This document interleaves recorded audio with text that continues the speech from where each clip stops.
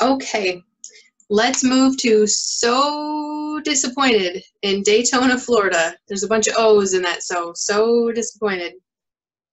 So this individual in Daytona is investing in Detroit. So they live out of state and they invest in Detroit. And So Disappointed says, I have 8 rental properties in Detroit that were being managed by a company.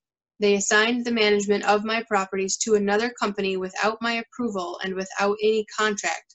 This has led to some real disasters, one of which I am now being sued for by one of my tenants. So Disappointed in Daytona, Florida. Right. So that question can be from so many different people that I've dealt with in the past like 10 years. Mm-hmm. You have an out-of-state investor. Sounds like they're out of state, right? Detroit properties, they're in Daytona. Yep, they have Detroit properties, but they are in Daytona. Right. So they rely on a property management company who knows that they're out of state. Here we come into the same problem. Property management companies have a fiduciary duty again to the owners of the properties, right? Mm-hmm.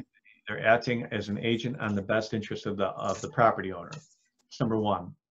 But in this situation, and I'd have to read the contract, so I would want to see the property management contracts that she speaks of or he speaks of, and it may be that there's an assignability clause right in that property management contract. So before I could really weigh in on that, I'd say, well, gosh, let's see if there's an assignment clause there. But let's pretend that there isn't, because she has a bigger issue, or they have a bigger issue, which is they're being sued now for something perhaps that the second property management company had done. So the first thing is, this owner in Daytona didn't hire the second property management company. So that assignability, let's say if it wasn't allowed, the first property management company breached the contract. They breached their agreement, number one. And number two, so long as you could show it, that this client or this homeowner or property owner did not know of the assignment, they don't have any liability to the tenant. Okay.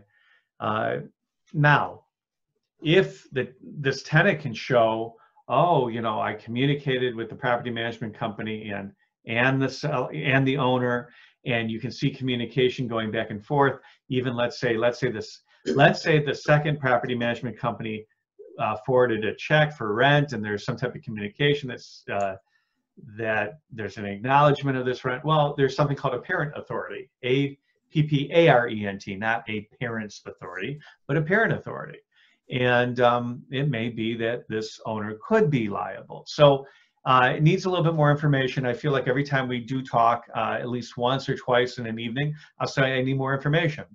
But in general, this property owner, if they did not hire the second property management company and we're not aware of it, they have no liability to anybody. The liability is going to come in, the first property management company is going to be liable for breach of contract. And it is going to be a little bit more difficult to defend an action against the tenant. But once you can show that there's that disconnect, you should be okay.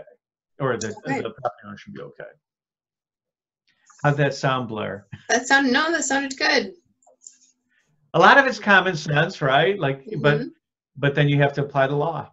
Yes. And I would just suggest in something like this happened. We are very busy. We've been. I'll never forget. In 2014, of all times, I received a phone call from a property owner out of New Zealand. Wow. Right, who had somebody, who had entrusted his money to a company in Michigan to manage properties, and they did not do such a great job. And I was like, wow, like, you can be doing that, all the way from New Zealand. And his first statement was, he quoted a Tim Ferriss. I don't know if you know who Tim Ferriss is. I do, yeah. 4-Hour Work Week. Yep.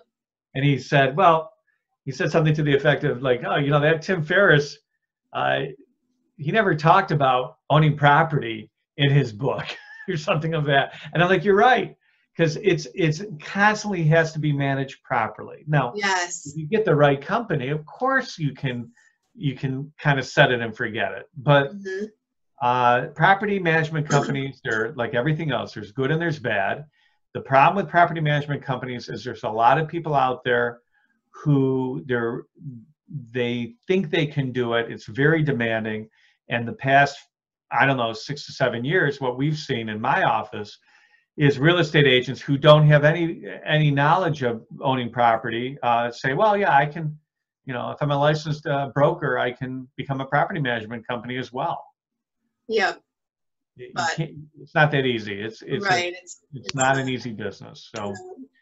search hard for the qualified property management companies, and also I would definitely say get referred to a good property management company. Yes. Yep. And it just that this sounds like such a typical question. So going back to Michigan Real Estate Investor Network, this is the Facebook networking group that David and I are part of. They have a monthly meetup. Now, due to COVID, it's virtual, so it's just held virtually on Facebook over Zoom. But they discuss property management and the city of Detroit and the victories and the woes related to all of that all of the time. And so I am local Metro Detroit, not in Detroit, like 20 miles north of the city, but even just being this close, it would be, I don't know, it'd be a challenge. It would definitely be a challenge to try to, not just Florida, New Zealand, my goodness, try to manage properties in the city. But yeah, that is funny, the comment about Tim Ferriss. I read the 4-Hour Work Week. The summer I resigned from teaching. So I resigned from teaching and spent a summer on a lounge chair. This is before I had children, and I could do what I wanted to. Reading that book, and it just completely blew my mind. It was the first entrepreneurial mindset book I had ever read. I had never read anything like that. And the whole automated passive income lifestyle was never anything I had ever learned about. Sure, right. And it is so funny because it so appealed to me, yet here I am in real estate investing, and I was just over at so my husband was at one rental property today fixing a water tank, and I was at another property today making sure that the power was on because DT had to come out. Anyway, long story short, I really wanted the passive income lifestyle, yet I chose a very hands-on income lifestyle. But I love it. We do love it. Yeah. I can't really comment on I mean, I've read it. I've read all, several of his books. My favorite of his is actually Tribe of Mentors, which is a phenomenal book, compilation of wonderful essays and questions from so many inspiring people. But with regards to the 4-Hour Work Week, it's really, if I could find 4 hours not to work, that would be great too. I know, 4 hours not to work. Not to work would be super, but it's the nature of the business, and real estate is a hands-on business, and if you enjoy it, who cares, right? Who cares? I know.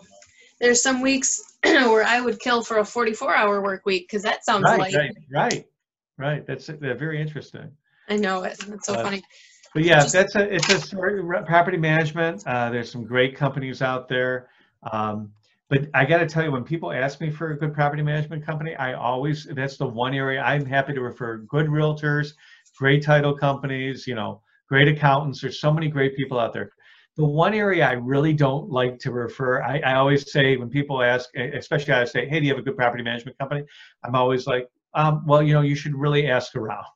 Yes. You really don't want to be, that's a tough business, right? It's very tough. It is. It's a tough business, and it's like if you refer someone and it doesn't work out, it could just be such a nightmare for the person that asked, and that's one of those things. Go wrong in that one, Blair. Right. I'm not going to set you up on a blind date with a property management company. Right.